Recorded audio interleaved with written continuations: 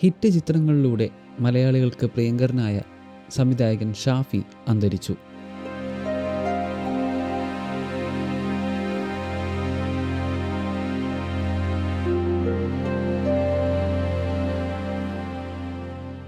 Script റൈറ്ററായി തുടങ്ങി പിന്നീട് സംവിധാനത്തിലേക്ക് എത്തുകയായിരുന്നു അദ്ദേഹം.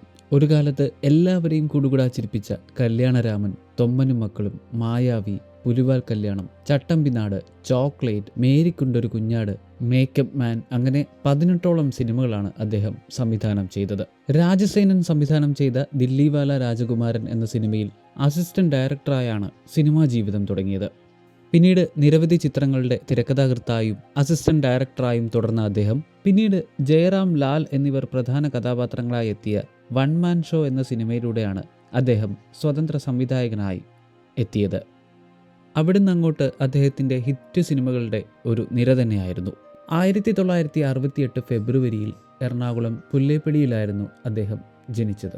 റഷീദ് MH എന്നാണ് അദ്ദേഹത്തിൻ്റെ യഥാർത്ഥ പേര്. സംവിധായകൻ സിദ്ദീഖ് അദ്ദേഹത്തിൻ്റെ അമ്മാവനും സംവിധായകൻ റാഫി അദ്ദേഹത്തിൻ്റെ സഹോദരനുമാണ്. 2022 പുറത്തിറങ്ങിയ ആനന്ദം പരമാനന്ദം എന്ന ചിത്രമാണ് അദ്ദേഹം അവസാനമായി സംവിധാനം ചെയ്തത്.